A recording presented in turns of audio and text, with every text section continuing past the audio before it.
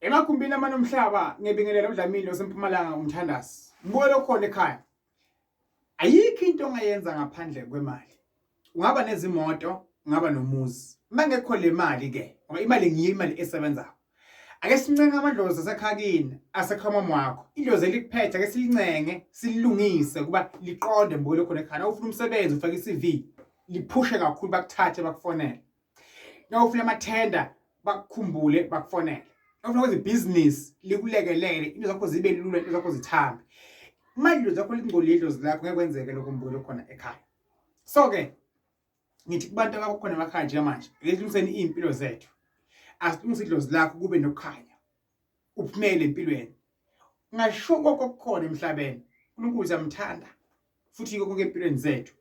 Kodwa ngaphandle kwemali awusilutho. Ngaphandle kwemali ngeke uzenze nix mbuke lokhona ekhaya. Imali iwukhiya wako konke mbuke lokhona ekhaya.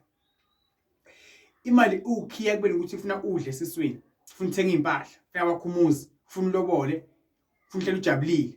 Kukhona mele uye khona ngaphandle kwemali engeke ukwazi ukuhamba mbuke lokhona ekhaya. Ngiyacela futhi ngiyancenga futhi ngiyafisa uNkulunkulu angipha amandla engukuthi thina ngesamsandla kubusiseke engimlaphako nengimtite samsandla alapheke impilo yakhe ephambili. Usuku namini mbuke lokhona ekhaya ngithi into ezonimazikhanye, into ezonimazivuleka. uDlamini uMthandazi useMpumalanga. Asilungise idlozi, silungise impilo yakho kuze kuhambe kahle. Silungise ekhala kini, kukhanye mbuke lokhona ekhaya. Ungapheli imali futhi ungagive up. Ngesintu sethu nangoNkulunkulu zingalunga izinto. Kodwa ngokuzwa ngabantu, abantu bathini? Ayikho into emadlozi, ayikho into yomuthi.